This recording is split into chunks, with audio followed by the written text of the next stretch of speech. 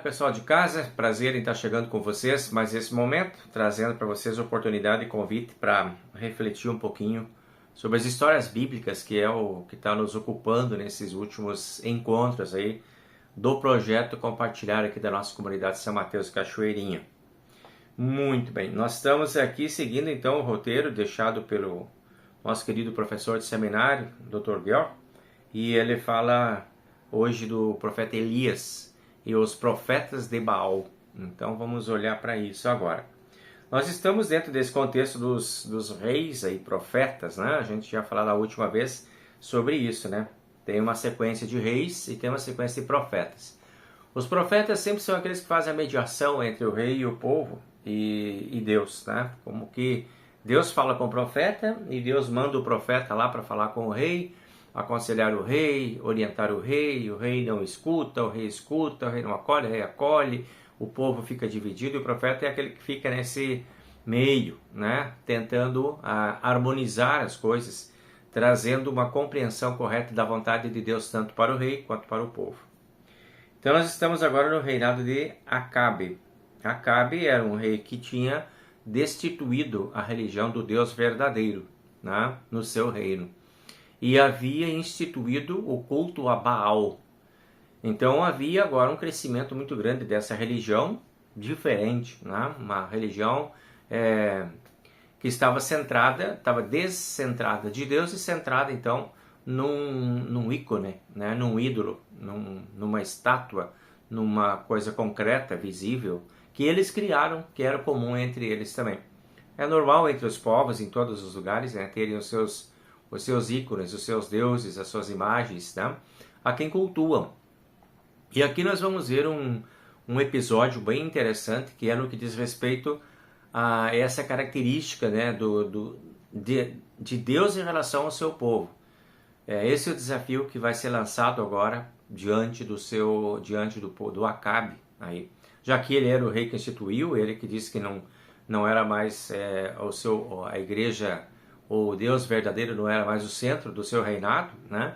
Então agora vem o desafio. Elias chega e desafia o Acabe, dizendo assim: reúna todos os teus profetas e vamos fazer uma demonstração. Vamos ver quem é que tem poder aqui no meio do povo de Israel. Então tinha lá uns 500 profetas e 500 sacerdotes lá que trabalhavam, né, dentro desse culto a Baal, né? E tinha os Balaíns, que eram os deuses menores, né, decorrentes desse grande deus, dessa grande divindade aí que era Baal. Então o desafio que Elias lança é no sentido assim, né? Vamos fazer uma demonstração para ver qual é o Deus que responde aos seus profetas, né? Qual é o Deus que manda sinais da sua presença diante do seu povo. E aí ele chama lá, ele diz, olha, eram 450 homens, né? E eles fizeram então um altar, levantaram um altar, colocaram uns novilhos lá para fazer um sacrifício. E ele diz, olha, pode escolher entre vocês aqui, dividam, né, o seu grupo aí. Vamos levantar esse altar, vamos colocar lenha aqui dentro dessa realidade aqui. Colocamos os animais em cima, que era uma coisa costumeira, conhecida daquele povo, né? O altar, as lenhas, o fogo, o sacrifício, tudo fazia parte da religião.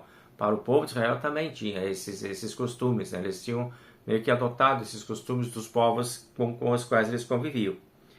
E aí o Elias disse, eu vou preparar um outro altar separado. Vocês fazem o de vocês aqui para o Deus Baal, e eu vou fazer o outro ali para o Deus que eu considero o Deus verdadeiro. E nós vamos ver qual dos deuses que responde às nossas intercessões, às nossas preces, né? Porque o povo agora estava meio dividido, né? O povo estava entre o que o Elias falava e o que os sacerdotes lá e os profetas de Baal falavam. Então o Acabe, que era o rei, ele conseguiu fazer uma confusão, confundir as pessoas no que diz respeito à sua espiritualidade.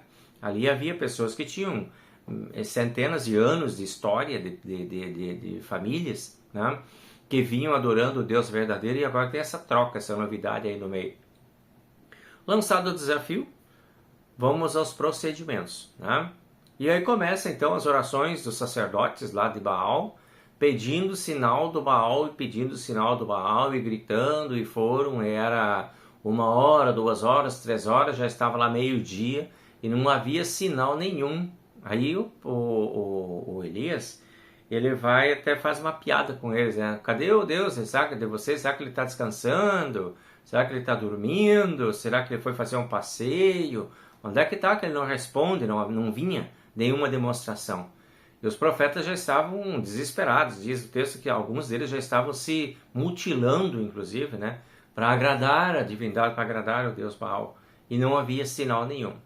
Terminado então esse período, né, que não havia uma resposta do Deus Baal, o Elias então ele fala sobre o Deus verdadeiro. Ele diz: bom, agora que vocês terminaram, que não tem resposta nenhuma, né, que o Deus de vocês está comprovado que não existe, é um Deus morto, pelo menos não se manifesta, deixa agora eu fazer então o meu ritual aqui dentro desse altar.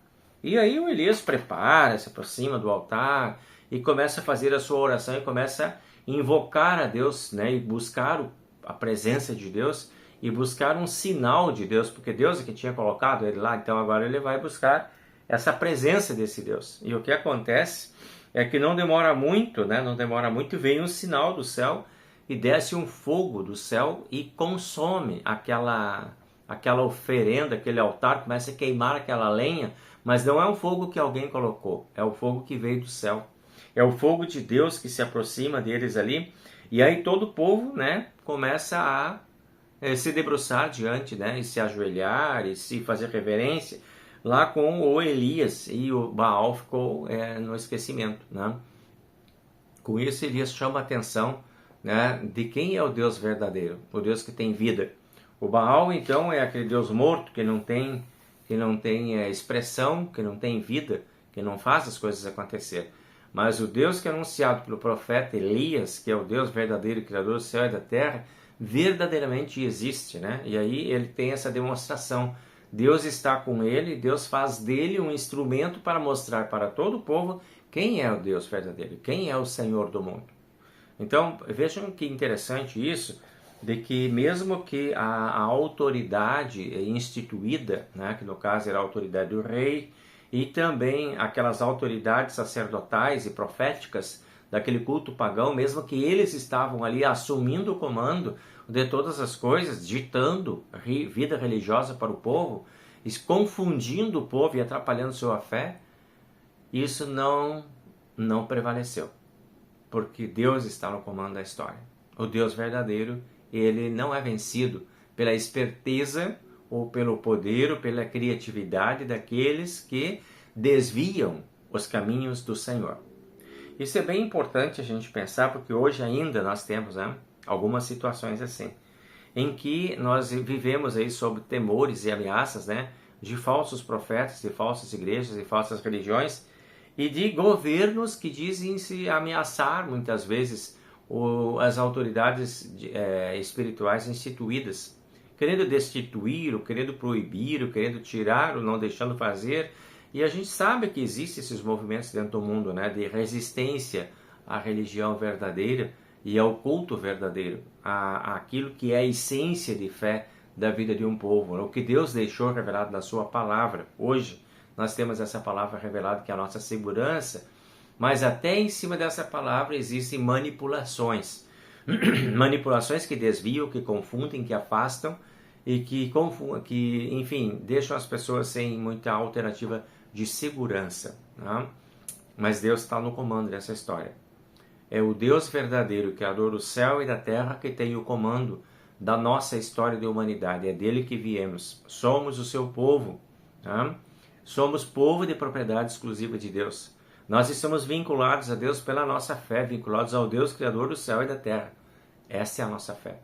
A nossa fé cristã, genuína e verdadeira, é a que nos conecta ao Deus verdadeiro, genuíno, ao Deus verdadeiro. Tá?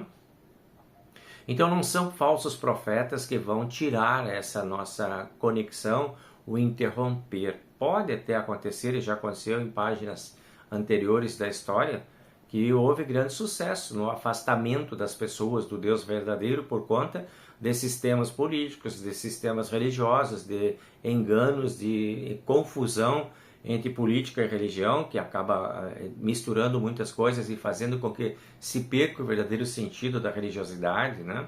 E afasta, tira o centro da fé, tira Cristo do centro da fé das pessoas, né? A gente já viu isso e acontece, a história está cheia de exemplos disso. Mas sempre há a volta, né? Aqui também houve uma grande ascendência do culto a Baal no reino de Acabe, especialmente, né? Mas Deus foi lá e mostrou, não, chega agora. Chega um limite que Deus atua diretamente através dos seus verdadeiros profetas. Então Deus manda Elias como verdadeiro profeta para fazer com que a verdade seja restabelecida e a espiritualidade alcance níveis de segurança para o povo de Deus. Então é bem importante a gente ter também isso diante de nós, que às vezes, né, aí na nossa dinâmica de vida também se apresentam alternativas, né? E quando a gente fica balançando e agora vou para lá, vou para cá, o que é certo, o que é melhor a gente manter o caminho da gente, o caminho da fé. Não é bom abandonar porque o outro é mais bonito, porque o outro está maior, porque o outro está mais colorido, porque o outro está mais encantador, porque o outro tem mais movimento, porque, né, às vezes essas coisas chamam muita atenção. Ah, eu vou lá na minha igreja, tem aquela meia dúzia de gente lá, eu prefiro uma que tem 1.200, 300, 1.500, 2.000, 5.000 pessoas lá, e às vezes essas 5.000 pessoas não têm o evangelho verdadeiro. Não significa que por estarem todos lá, estão com a verdade. E também não quero dizer que estejam errados, né? Mas só estou citando um exemplo para vocês que às vezes, isso aqui, por exemplo, era um exemplo, né, do povo que estava todo mundo indo atrás dos profetas de Baal, daqui a pouco, né? E a verdadeira religiosidade tinha ficado de lado, tinha ficado esquecida. O Elias era um só, e do outro lado tinha 500, né, profetas lá. E Deus fez com que aquele o único, restaurasse a verdade no meio do povo de Israel. Né? Não importa o tamanho dos outros, porque os outros estavam fazendo uma coisa que não era de acordo com a vontade de Deus. E Deus silencia todos aqueles e faz com que o único fiel, Elias, vencesse naquele momento. E através de Elias, Deus restaurou a vida religiosa daquele povo. Então ainda hoje, Deus é fiel. E o povo responde, e o povo clama, né? Glória a Deus, né? E louvado seja Deus, e bendito seja Deus, né? E se ajoelha diante do Deus verdadeiro, se rende diante do Deus verdadeiro e volta à sua religiosidade. Então, Deus é o nosso grande protetor. E o grito de vitória da igreja atravessa todos os tempos, todos os séculos, todas as lutas que até hoje a igreja de Cristo travou, sempre foi vencedora. E olha que houve muito movimento para silenciar esta igreja verdadeira, para confundir os cristãos. Houve muito movimento nessa história até agora. E sempre há uma volta, a volta segura aos caminhos do Senhor. Então, melhor mesmo é nós continuarmos nos caminhos do Senhor, nós que estamos nesse caminho verdadeiro, né? Que não nos deixemos impressionar pela grandeza das coisas que estão à nossa volta, pela imponência que essas coisas têm, pela força que essas coisas têm à nossa volta em nome de religião. Tem muita coisa acontecendo por aí que pouco tem a ver com a espiritualidade verdadeira, que pouco tem a ver com a igreja verdadeira. É importante buscar a essência da igreja verdadeira e o Deus único e verdadeiro. Este é o nosso Deus, Criador do céu e da terra. Então fica aí para a gente pensar, né, nesse momento, nessa história, né, de Elias, né, como que foi importante a fidelidade. Ele não se entregou, né, diante do grande desafio, ele não se intimidou pelo que havia à sua volta. Era digamos assim, contra 500, mas ele estava com Deus ao lado dele e ele foi vencedor. Então assim Deus dará a vitória para aqueles que são fiéis, não para aqueles que são mais fortes, mais numerosos, mais imponentes, mais espertos, mais criativos, mas para aqueles que são fiéis. Até hoje continua sendo assim. A fidelidade é que nos mantém alinhados aos planos e propósitos de Deus. E é o que nós pedimos, né? Nós como igreja cristã, que nós possamos permanecer alinhados aos planos e projetos de Deus. E essa é a nossa missão e aí é que temos que exercer a nossa fidelidade. Então Deus abençoe você, a mim e a todos nós, para que tenhamos caminhos seguros e possamos andar sempre com o Senhor. Fica aí para pensar, para refletir e até a próxima semana a gente volta aí com vocês. Eu convido vocês para nós pedirmos a bênção do Senhor em conjunto. O Senhor nos abençoe e nos guarde. O Senhor faça resplandecer o seu rosto sobre nós e tenha misericórdia de nós. O Senhor sobre nós levante o seu rosto e nos dê a paz. Amém. Gente, forte abraço para vocês, alegria, um beijo. Até a próxima semana. Tchau, tchau.